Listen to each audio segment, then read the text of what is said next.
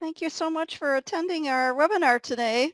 I'm Ruth Schuman. I'm a program director in the I-Corps program, and I'm accompanied by Ben Schrag and Julie Collins.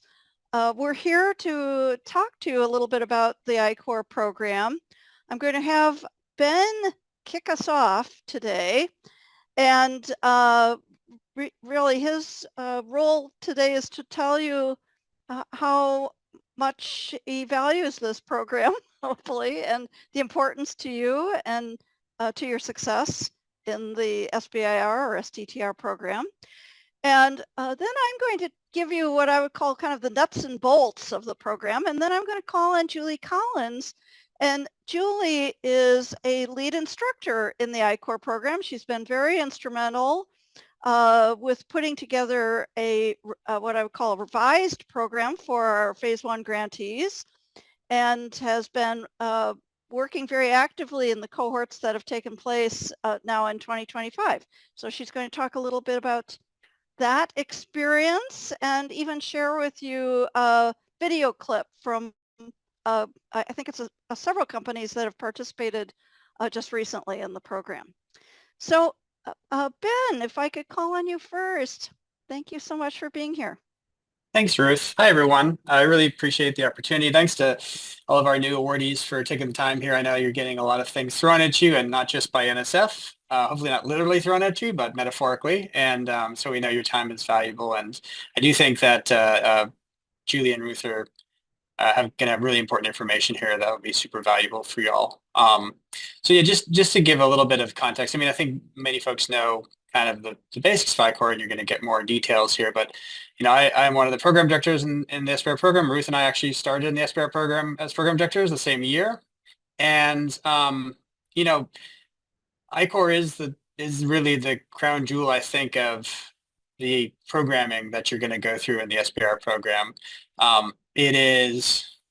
It is basically of, by, and for, in some sense, the SBIR program. So some of you may know the I-Corps program was developed, founded by an SBIR program director named Eric Arkalich, based on his experience in the SBIR program and seeing a critical failing in the companies that he was funding, where they were failing because their research worked out, and then they had this great product that worked exactly like they thought it was going to work, and it turned out no one actually cared that the product existed. And so the biggest failure mode for me as a program director for companies that I funded as well, it's the same thing. It's that you don't sufficiently understand the customer and specifically the need that you're satisfying in the market.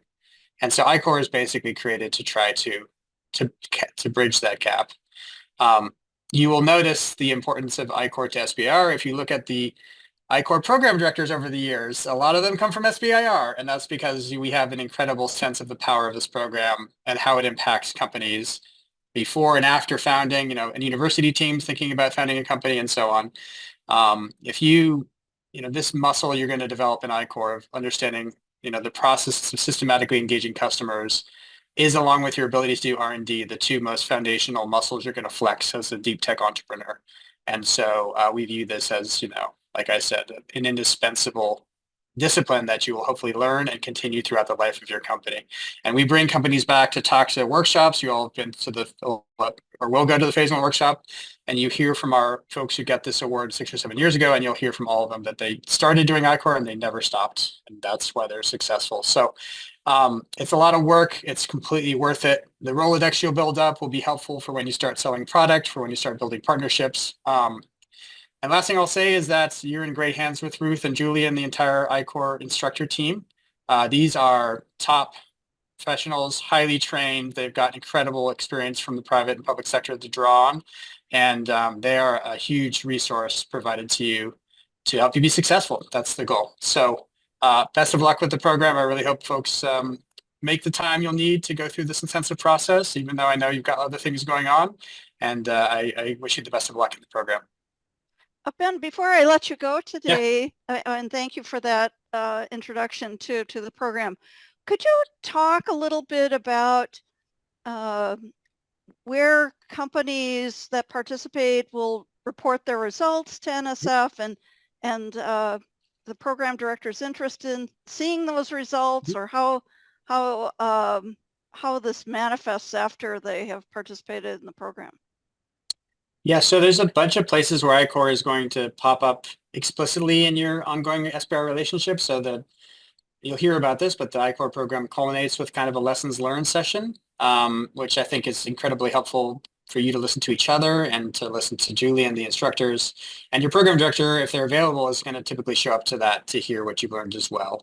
And And obviously, we've been yeah, recording them, Ben, so that the program directors can that's go right. back, and if they can't make it, they can listen to them as well. That's right. And then, obviously the phase two proposal is a big place that the iCore is just latent. It's explicit, but it's latent throughout the commercialization plan, which is, as we'll talk about, the most important document in the phase two proposal. Um, the biggest reason that phase twos that I look at are declined, about 2/3 of them are declined on commercial grounds, not technical grounds. And obviously iCore is a missile designed to shoot right at that potential risk for your phase two proposal. That's why we want you to go through it in phase one. That's why we want you to do it as early as possible, so that if you learn something that changes your business model or your company, that you have enough time and money from the phase one award to go and pivot it. So you'll definitely want to make sure the iCore the sense of iCore is part of your phase two commercialization planning, and that it's communicated, right? It really does show up to the reviewers and to the program director. It's really obvious folks who've gotten on top of customer discovery and folks who haven't. And that's a critical factor for us. Yeah. Well, thank you, Ben. Thank you so much. I don't Mhm. know if you have time to stay, but I certainly thank you for being here with us to kick us off today. Thanks, Ruth. Yeah, I'll stick around Thank, for a while. Thank you. thank you. Thank you. All right. So I'm going to talk just for a few minutes. As I said, I have kind of the nuts and bolts. I first want to say to you that this year has been a little bit odd, and we've been a little bit out of sync. So there may be some of you in the audience that attended your phase one workshop and heard me talk about iCore, and I think many of you have not had your workshop yet and won't until August. And I was really concerned that that was getting to be a little bit late in the year and a little late in the and maybe even in your program cycle to have this information. So this is the first time we've actually done a webinar of this kind. It's really aimed at you so that you have the information about the iCore program. And that'll become clear at the end of my slides, because I'm going to show you the upcoming cohorts for participation. And there are 3 of them, but we generally like to have those filled a couple months in advance. So I'm really here to encourage you to think about applying to this program as soon as possible. So I can't see you today the way that this webinar format in Zoom is, but I'm hoping that some of you have heard of iCore and that maybe even some of you have participated either in a regional or one of our national programs. But if you have not heard of iCore, iCore is, we like to describe iCore as an entrepreneurial training program. But I'm going to tell you that it's so much more than that, because what you're really doing is evaluating the commercial potential of the technology and ultimately the product or process or service that you're developing. And the basis for the program is really customer discovery. That is, you're going to go out and interview people in your industry ecosystem, which could include and largely should include potential customers, but it could also include partners or other stakeholders that are important to the ecosystem, and especially to the decision-making process when it comes to purchasing your technology as a product. So it is really an incredible program in terms of collecting that market information, that validation of your technology. And I would just tell you that iCore, Ben had mentioned one of our former SBR program directors brought this program to NSF. It has been around since the very first cohorts were run in 2011, actually. So it has really kind of withstood the test of time. And we are now trying to make it available to all phase one grantees. That's kind of a new feature in this program. And also, we make this program available to other federal agencies. And I'll talk a little bit more about that on one of my slides, but this program is offered to NIH, to NASA, to DHS. So it could be, if you participate, that you would see teams from other agencies in the cohort as well. All right, so the program itself is a 7-week program. It is held virtually, so you do not need to travel for training. And we really want you to conduct during the program 100 interviews. And you might be thinking at this point, boy, I just got my award and I really had hoped I was going to be doing the research and really would like to get that research done before I move on to think about the market or the commercial opportunities. But as Ben said, you know, it's really important that you do this early on. I always say that I-Corps should be your very first step, as it provides you with so much information.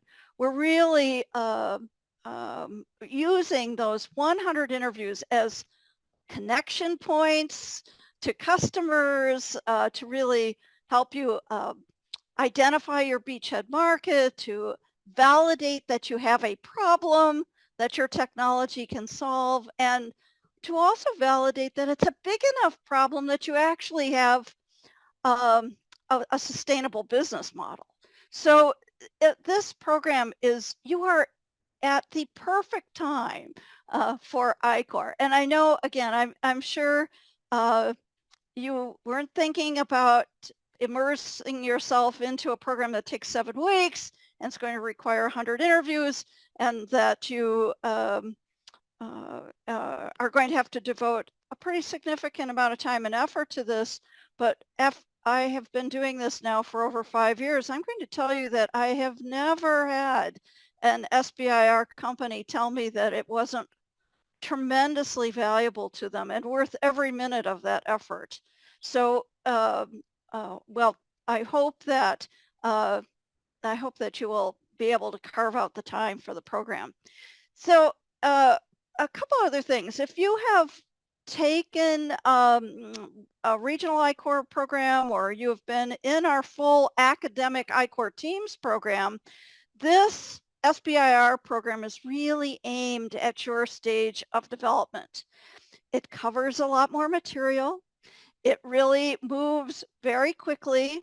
I think Julie will verify this as well. We kind of meet you where you are. That is, if you have done I-Corps training and you have some information as the foundation for moving forward, our instructors will be able to meet you at that place. But again, the idea is that you're going to identify a beachhead market, which is so important at this stage, and really help you put together the very best phase 2 proposal you possibly can, and also help with being able to attract private funding and moving forward with that commercialization. So all of these things are really important right now to you. And finally, I would just say you will focus on and be able to discover the issues that are really relevant to what you are working on.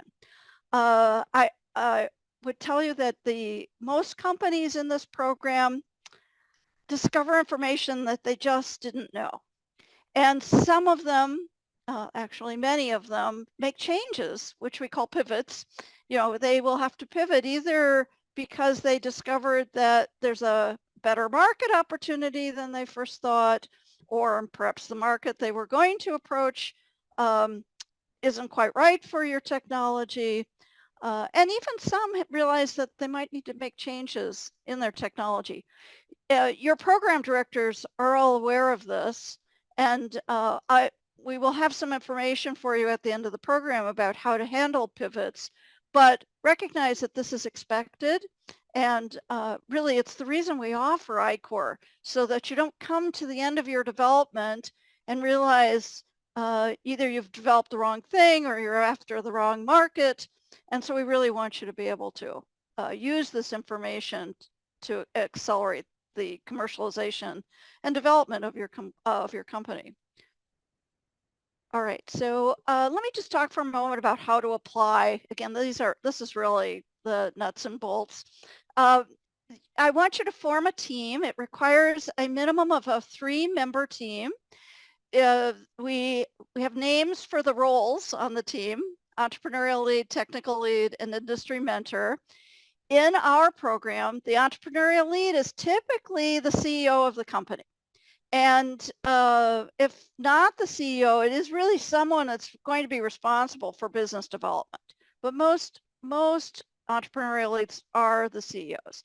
The technical lead, it could be the phase 1 PI if that person is not the CEO, or someone that has kind of deep technical knowledge about the technology. And finally, the industry mentor. For this program, we say that the industry mentor could be either internal or external to the company, but definitely should be someone who is a business expert in this area and has relevant industry expertise. But we will allow you to select someone from within the company and or someone external to the company, because it is a little challenging to find a mentor who is able to participate in the program with you, so we recognize that. If you want to add additional team members, we also allow that as well.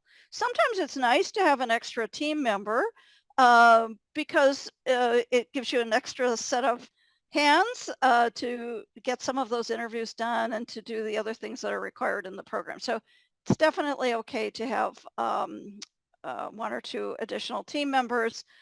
And you'll see the spots for these in the application process, which is what I'll talk about next. So the process here is for you to submit an application through our iCore application portal.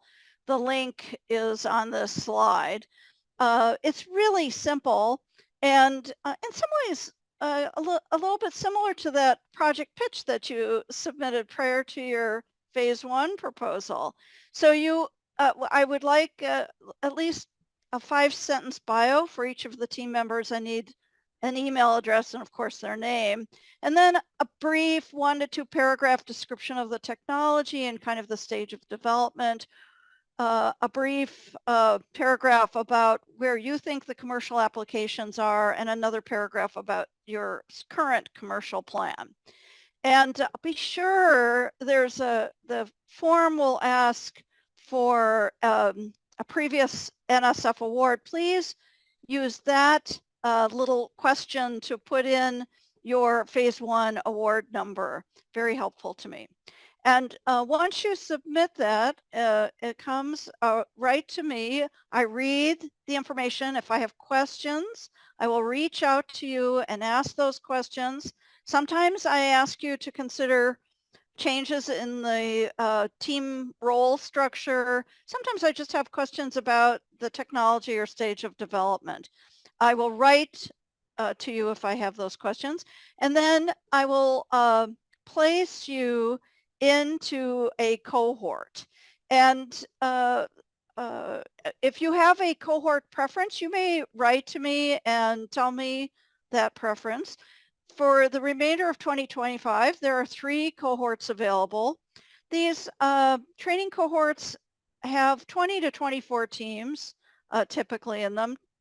We try to cap it at 24. The program's kind of set up to accommodate 24 companies.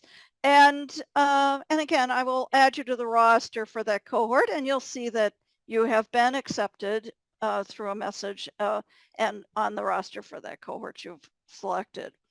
So the cohorts coming up, I do have one that starts very soon on July 8th.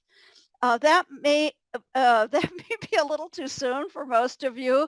It does take probably a few days to get ready for the cohort. I think Julie will talk a little bit more about that, but you do need to, for example, schedule interviews to take place during the kickoff. But if this is the right time for you and you want to participate, I still have a few spots available in this summer 3 cohort, but just a couple actually. And more likely, the time for you to participate would be in the fall cohorts. I have 2 fall cohorts available to you, and you can see those dates. One kicks off in mid-September, and the other on the 21st of October. Both have onboarding sessions, and you might say, what does that mean? Excuse me. The onboarding session is to give you a little bit of help getting started. There's a training session on the software tools that you will use in the program. And of course, it's a good opportunity to ask questions, but it's really to help you prepare for the program. We'll talk a little bit about scheduling interviews and again, how to get ready for the kickoff. The kickoffs are 3.5 days sessions, and following the kickoff, which is really a pretty intense 3.5 days, but once you get past the kickoff, the sessions and cohorts meet weekly, about 2 hours for each team. And then finally, there is a lessons learned presentation. The day before the presentation, which we call the penultimate day, you will be working with the instructors to get ready for your presentation, and then everyone gives a presentation on that final day, my absolute favorite day of the cohort. So again, if you are if you have a preference, please let me know, and I will try to get you into the cohort that you have selected. Let me talk just a moment about how do you pay for your participation in the program. I think that almost everyone listening to me has been funded under our new solicitation NSF 24579. If you have been funded under the old solicitation, please write to me because the information is just slightly different. But under this new solicitation, you could allocate up to $25,000 of your Phase 1 award for your I-Corps training. However, you're not required to do that, and there's no charge, at least at the moment, for participating in the program. So it doesn't require that you allocate funds, but when you think about participating, many people really use this as an opportunity to pay for travel, for example, to do in-person customer discovery. Now you can use the funds to support your time and effort. Of course, they would be at the same pay rate as your Phase 1 award budget. And we now allow you to pay external industry mentors a stipend of up to $3,000. But I think the best use of the funds are really for travel for customer discovery. Maybe you're going to travel to an industry site. Maybe you would like to travel to a conference or trade show. Very hard to get grant money for travel of any sort, and especially to a conference. But this is a really great opportunity to do that. And not only does it allow you to go to the conference, but it also allows you to get a lot of interviews in a very short period of time. So it's a pretty efficient way to use the money and the time. And finally, you could use funds for some of the tools that we think are helpful in this program. Of course, our meetings are all on Zoom. You might use Calendly to schedule interviews. LinkedIn is really important because so many people use LinkedIn now to connect to the people that they want to interview. So all of these costs for these programs is also allowed using your I-Corps funds. All right, this is my last slide, I think. So finally, key takeaways. So all Phase 1 companies are eligible. And we will work with you if your team structure doesn't look quite right, or we'll make other suggestions if we see a problem. But all of you are eligible for this program. And again, there is no charge. I would come in, I think many of you come in thinking that you don't expect to have pivots, but I would anticipate pivots. So don't be surprised. It's not a bad thing. It's really the reason that you're doing this is to find the validation for your technology and market. So there could be changes. Again, 3-member team. All team members must be able to participate in the program, and that means they must attend all sessions and meetings, even your mentor. So as you're thinking about that industry mentor role, they also must be able to attend and participate in the program. Again, to apply, you use this link to the I-Corps application portal. The filling out those questions really doesn't take very much time at all.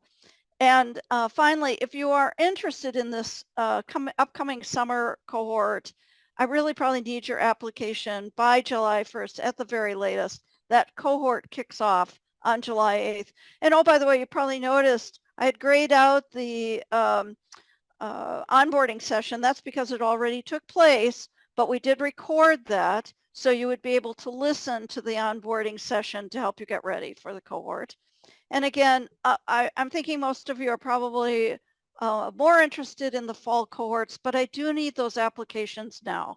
So please submit your application for a fall cohort as soon as possible. All right, now I'm going to stop sharing and I'm going to introduce Julie Collins. Julie is, as I said, our I-Corps lead instructor. She's been an instructor. Julie, I should let you probably give the details. I'm going to mess these up. But Julie's been an instructor in I-Corps for a very long time.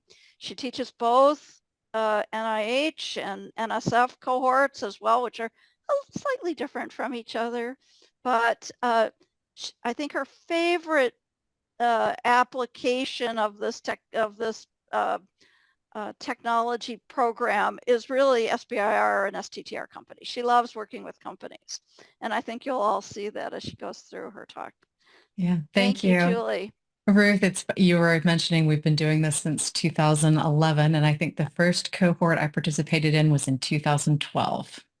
Right. So, I think that was the first, those were the first official cohorts. So I think they did a pilot in 2011, and the very first one that I actually saw was in 2012 as well. So wow, it's such a great program to be a part of. It's a pleasure to be here. I'm going to give you guys some information from our previous cohort and hopefully kind of try to convince you of the value of doing this. I know there's some questions in the questions section about, do you have to do this in order to apply for a phase 2? I would argue that's the wrong question to ask.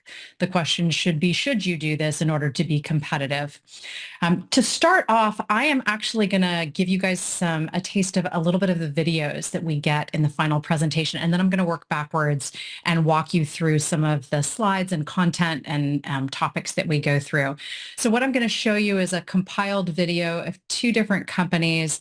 One of the final deliverables is a pitch video, and I'm not going to show you their actual pitch, but I'm going to show you some of the comments they make about what they pulled out of the customer discovery process. So we're going to start there. I'll share my sound. Hopefully. Right. Let's see if this, tell me if you can hear this when I press play, Ruth.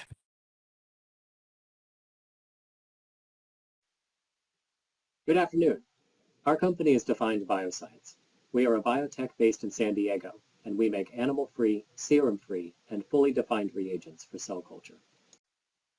As part of the NSF I-Corps program, our company is evaluating a solution for the cell culture reagents market. Albumin is an ingredient used in the growth of certain cell types for the life sciences and cultivated or lab-grown meat space. Basically, if you want to grow certain cells at scale, albumin is an essential ingredient in the process. However, albumin is usually either sourced from animals, which is undesirable from customers, or is produced recombinantly, which is very expensive. The stem cell media market today has a $500 million market size of an over $5 billion total cell culture market, with aggressive growth as lab-grown meat and cell therapies begin to take off. Our interviews in the I-Corps program helped us identify the key criteria needed from customers for product adoption and gave us a list of interested first customers or beta testers. The program also led us to see two potential products from this idea, both an albumin or a serum replacement for cell culture. This program helped to ensure our research idea was viable for business and led to discussions with future partners and customers. We are Figure 8 Environmental, an agricultural resources upcycling company located in San Luis Obispo, California, supported and funded by NSF. We learned during our interviews that all other ammonia recovery technologies are simply too expensive or too hard to operate, and that's why no one uses them. We have developed a highly efficient, low-cost, low-energy solution to recover this readily available, naturally occurring ammonia. Our upcycled bioammonia solves both the compliance issues for the farms and eliminates any need for a high-cost synthesized green ammonia. As an added bonus, it also produces recycled irrigation quality water for use on farm. In addition, we offer our customers new profit opportunities by entering the net zero carbon ammonia fuel market. For the last few years, we have already been providing solid liquid separation to our target market, and it goes hand in hand with our ammonia recovery. Therefore, we have no roadblocks to overcome when we want to get in front of these customers. The information we learned during our customer interviews, along with the guidance and support from our I-Corps instructors, was essential in the formation of our go-to market plan. Putting this all together is why we are confident that Figure 8 Environmental will win.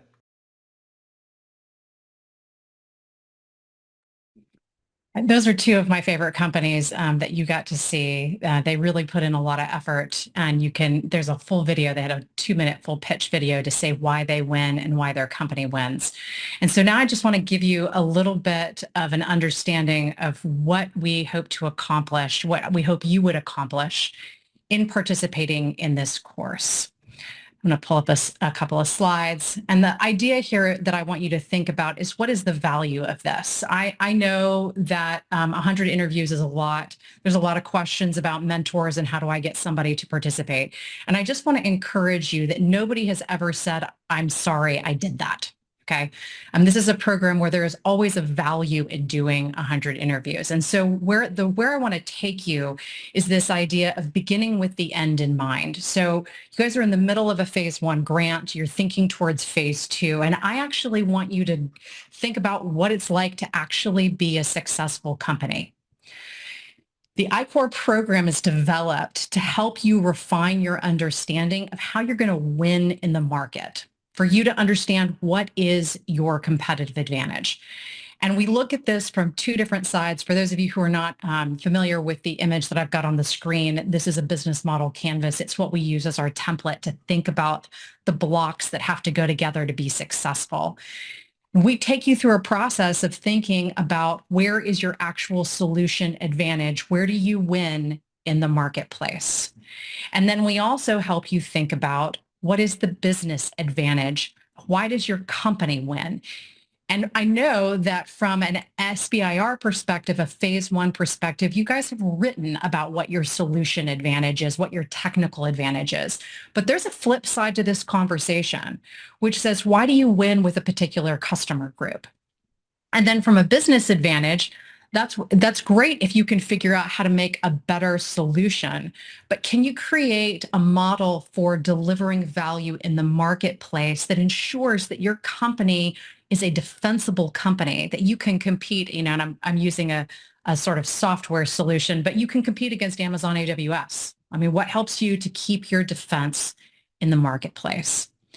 So that's essentially, in a nutshell, what we do in 7 weeks and 100 interviews. Is we have tailored content for the technical development stage that all of you are in. We are uniquely aware of where you are coming from in your product development cycle and in your pilot testing. And we have developed content that helps you answer these questions. From a solution advantage perspective, we want you to come out of the program being able to say very clearly how your solution meets the needs of your customer better than any alternative. So it's better than any competitive analysis that you could pay some analyst to do for you, because you have firsthand knowledge of how your solution is going to be chosen and why it's going to win with a particular customer group. And in terms of a business advantage, you need to be able to ask the question, what type of company are you going to be? And there's a lot of different, this is actually really the fun part of innovation. There's a lot of ways that you can innovate around a company. Not all of them are wise. And so we take you through a process of asking the question about how are you going to develop and defend a business that others can't easily replicate. So in order to do this, we have a cohort model where we take somewhere between 20 and 24 companies and we put them into one cohort. And then week over week, we work with them. Typically, we break them into 3 different rooms. And then those 3 different rooms are broken into different subsections. So you're usually in a room with somewhere between 3 and 4 teams learning about their insights. Then you'll come together as a larger group and you'll learn about a new topic area and how to apply it to your particular customer discovery program. So what do you get with that? Okay, let's talk about, beginning with the end in mind, about the program deliverables. I think that's probably the best way for you to understand what is the value of being a part of this program.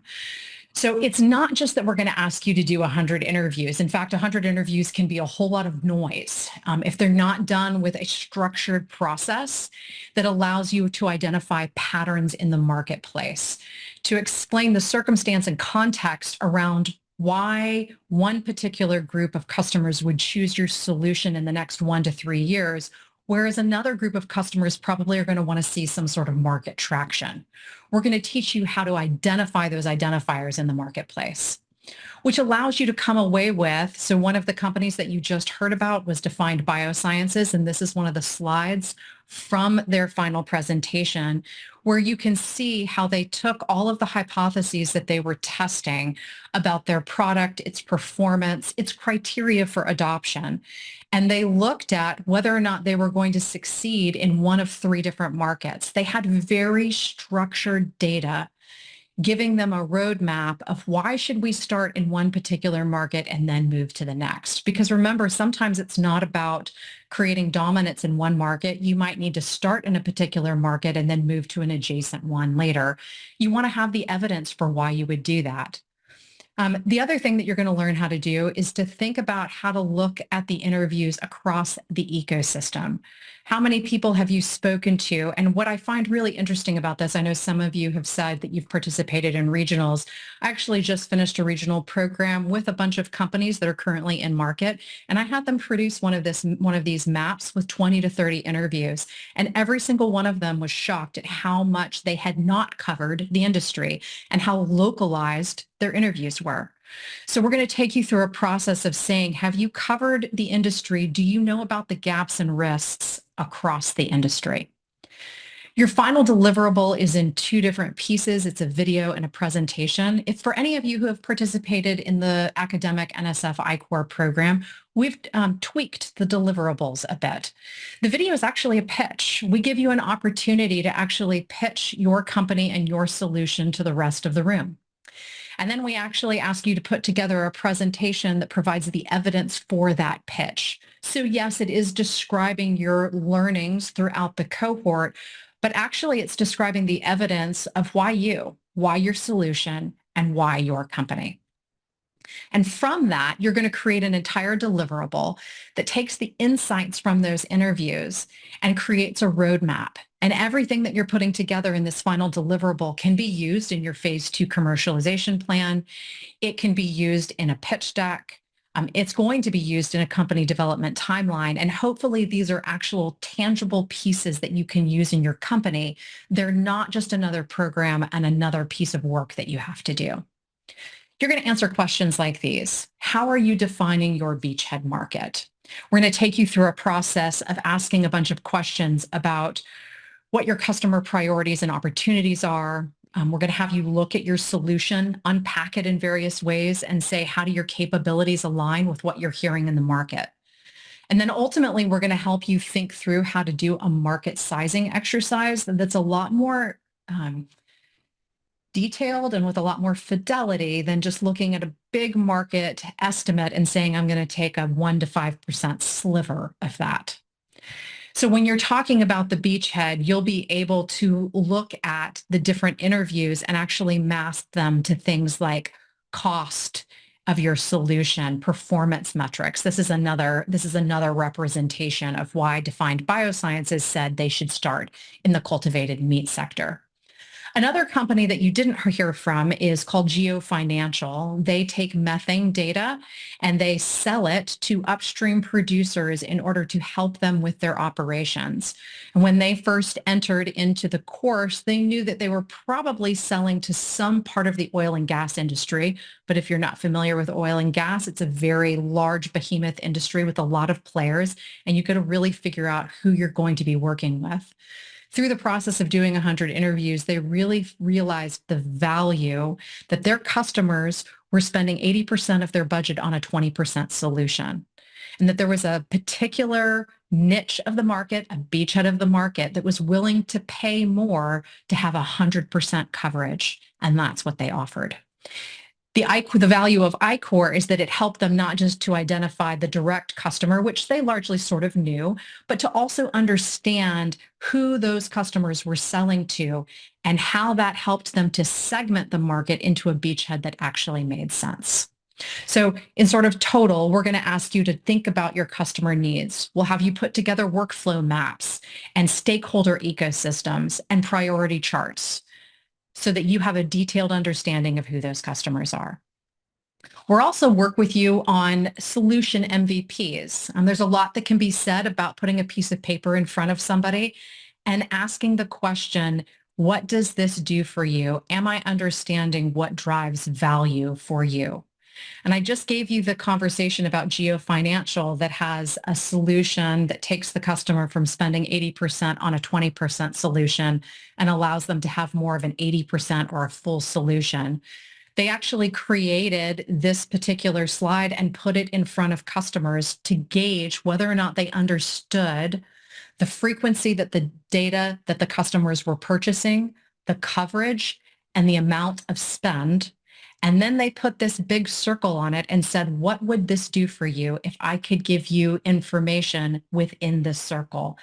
And they had really fabulous conversations with their customers around what the value of this information would do for their bottom line. Okay. Lastly, we're going to take you, as you start to understand who your customers are and what your beachhead market is, we're actually going to take you through a lot of information around the business model.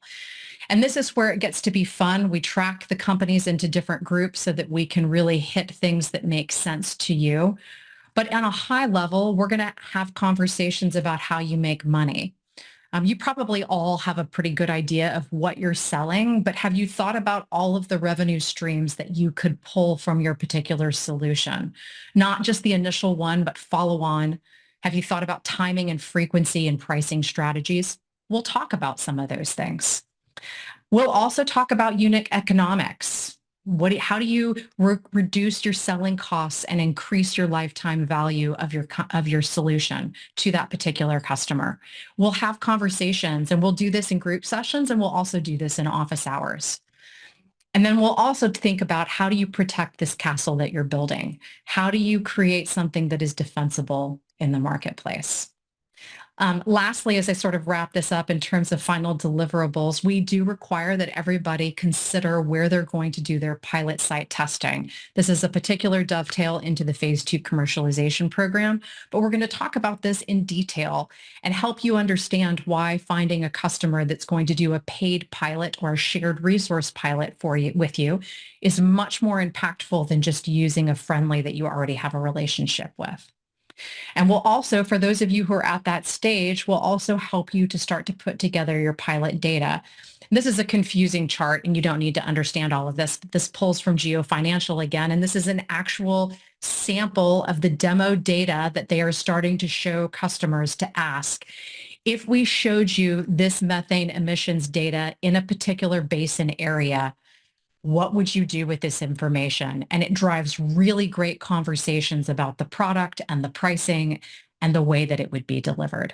And then lastly, to pull together your final deliverables, we will ask that you put together a financial and operations timeline, looking at not just the activities that you're going to ask the NSF Phase 2 to pay for, but all the other things that you're going to have to do to build a defensible company. And we'll also ask you to think about how much money you need to raise in addition to the Phase 2 so that you have all of the financial resources that you need to be successful and to make your milestones on time. Right. So this is just a sort of a really brief, I know that was very quick, but I hope it gives you a snapshot of the details that we are going to give you so that you will really feel prepared when you come out of the All SBIR I-Corps. You'll feel really confident. Am I going to go bootstrap? Maybe I have something that I'm going to sell. And the first thing on my roadmap is going to be to generate some revenue. Or maybe it will be that really what I need to do is I need that Phase 2 from NSF. And if I look at all of the information from the last 7 weeks, I basically have what it takes to write a Phase 2 commercialization plan. So I just encourage all of you to sign up, join us in I-Corps. I promise you won't regret it. Yeah, absolutely. But I do want to say thank you all for being here today. It's been really a pleasure telling you about the program. You're always welcome to write to me if you have questions. I did have my email address on the very first slide. We will post this webinar on the SBIR website as well, so you'll be able to see it.